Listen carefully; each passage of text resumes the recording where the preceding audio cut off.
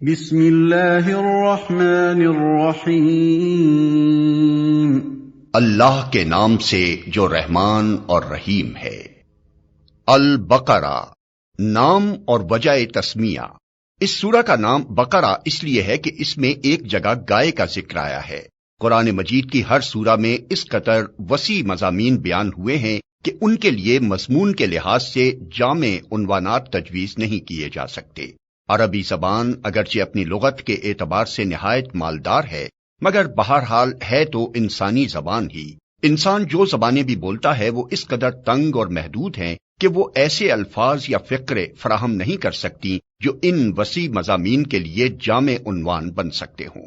اس لیے نبی صلی اللہ علیہ وسلم نے اللہ تعالیٰ کی رہنمائی سے قرآن کی بیشتر صورتوں کے لیے عنوانات کی بجائے نام تجویز فرمائے جو محض علامت کا کام دیتے ہیں۔ اس لیے سورہ کو بقرہ کہنے کا مطلب یہ نہیں ہے کہ اس میں گائے کے مسئلے پر بحث کی گئی ہے، بلکہ اس کا مطلب صرف یہ ہے کہ وہ سورہ جس میں گائے کا ذکر آیا ہے۔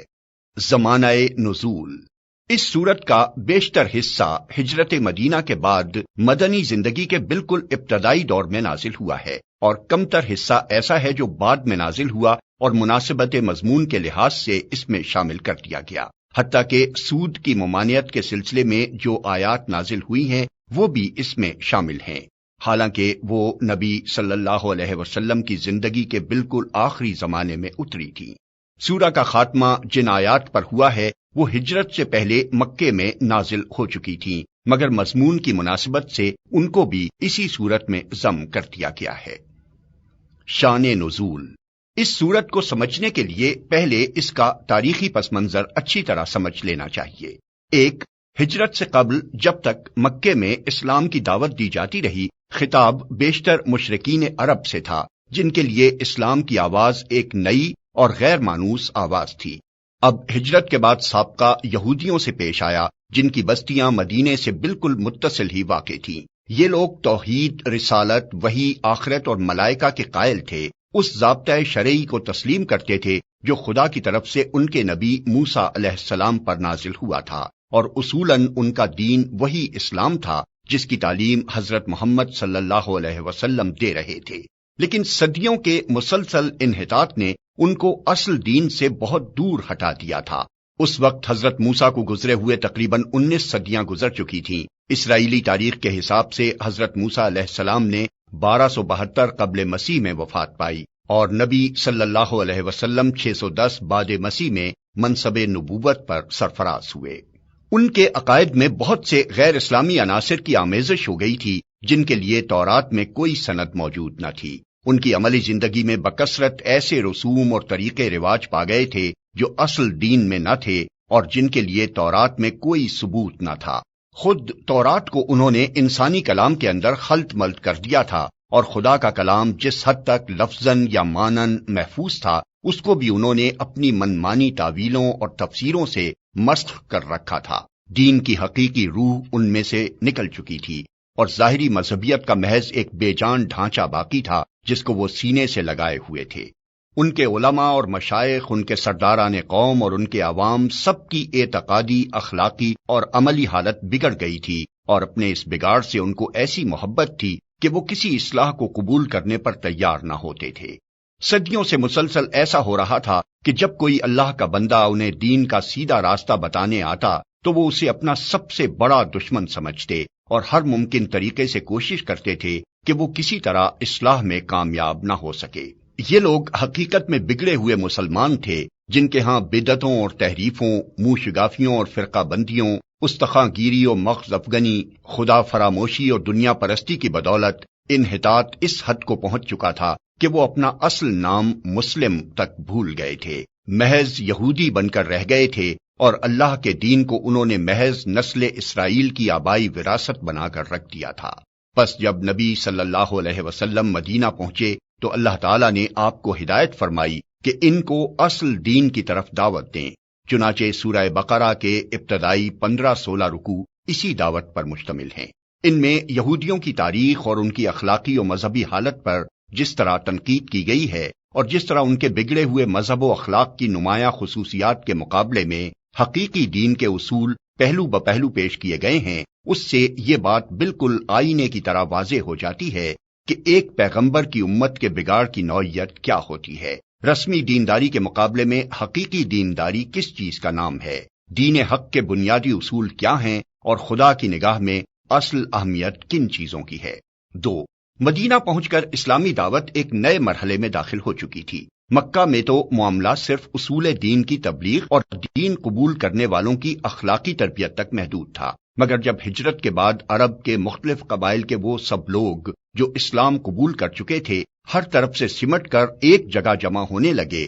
اور انصار کی مدد سے ایک چھوٹی سی اسلامی ریاست کی بنیاد پڑ گئی، تو اللہ تعالیٰ نے تمدن، معاشرت، معیشت، قانون اور سیاست کے متعلق بھی اصولی ہدایات دینی شروع کی اور یہ بتایا کہ اسلام کی اساس پر یہ نیا نظام زندگی کس طرح تعمیر کیا جائے۔ اس سورت کے آخری 23 رکوع زیادہ تر انہی ہدایات پر مشتمل ہیں جن میں سے اکثر ابتدا ہی میں بھیج دی گئی تھیں اور بعض متفرق طور پر حسب ضرورت بعد میں بھیجی جاتی رہیں۔ 3، ہجرت کے بعد اسلام اور کفر کی کشمکش بھی ایک نئے مرحلے میں داخل ہو چکی تھی۔ ہجرت سے پہلے اسلام کی دعوت خود کفر کے گھر میں دی جا رہی تھی اور متفرق قبائل میں سے جو لوگ اسلام قبول کرتے تھے وہ اپنی اپنی جگہ رہ کر ہی دین کی تبلیغ کرتے اور جواب میں مصائب اور مظالم کے تختہ مشق بنتے تھے۔ مگر ہجرت کے بعد جب یہ منتشر مسلمان مدینہ میں جمع ہو کر ایک جتھا بن گئے اور انہوں نے ایک چھوٹی سی آزاد ریاست قائم کر لی تو صورتحال یہ ہو گئی کہ ایک طرف ایک چھوٹی سی بستی تھی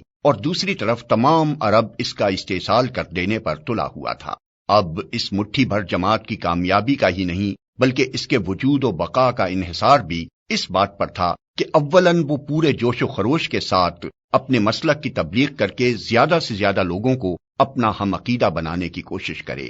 ثانیاً وہ مخالفین کا برسر باطل ہونا اس طرح ثابت و مبرہن کر دے کہ کسی ذی عقل انسان کو اس میں شبہ نہ رہے،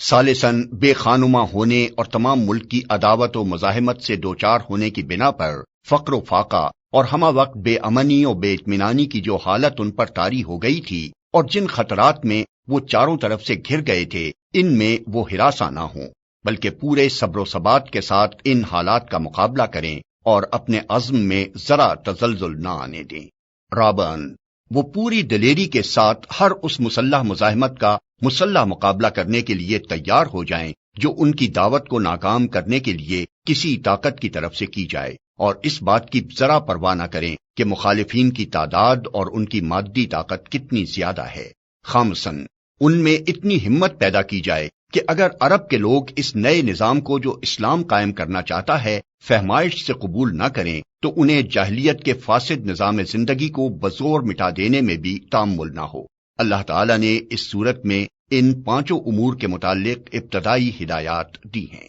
4، دعوت اسلامی کے اس مرحلے میں ایک نیا عنصر بھی ظاہر ہونا شروع ہو گیا تھا اور یہ منافقین کا عنصر تھا۔ اگرچہ نفاق کے ابتدائی آثار مکہ کے آخری زمانے میں بھی نمایاں ہونے لگے تھے مگر وہاں صرف اس قسم کے منافق پائے جاتے تھے جو اسلام کے برحق ہونے کے تو معترف تھے اور ایمان کا اقرار بھی کرتے تھے لیکن اس کے لیے تیار نہ تھے کہ اس حق کی خاطر اپنے مفاد کی قربانی اور اپنے دنیاوی تعلقات کا انقطاع اور ان مصائب و شدائد کو بھی برداشت کر لیں جو اس مسلک کے حق کو قبول کرنے کے ساتھ ہی نازل ہونے شروع ہو جاتے تھے۔ مدینہ پہنچ کر اس قسم کے منافقین کے علاوہ چند اور قسموں کے منافق بھی اسلامی جماعت میں پائے جانے لگے۔ ایک قسم کے منافق وہ تھے جو قطعاً اسلام کے منکر تھے اور محض فتنہ برپا کرنے کے لیے جماعت مسلمین میں داخل ہو جاتے تھے۔ دوسری قسم کے منافق وہ تھے جو اسلامی جماعت کے دائرہ اقتدار میں گھر جانے کی وجہ سے اپنا مفاد اسی میں دیکھتے تھے کہ ایک طرف مسلمانوں میں بھی اپنا شمار کرائیں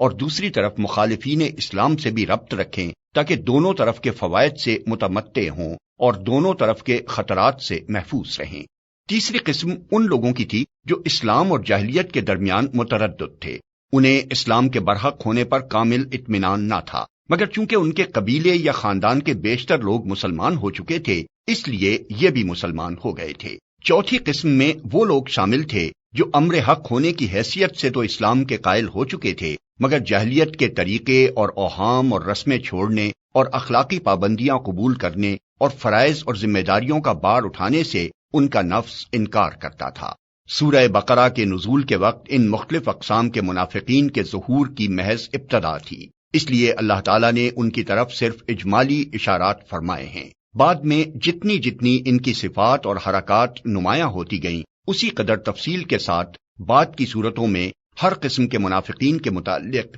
ان کی نوعیت کے لحاظ سے الگ الگ ہدایات بھیجی گئیں۔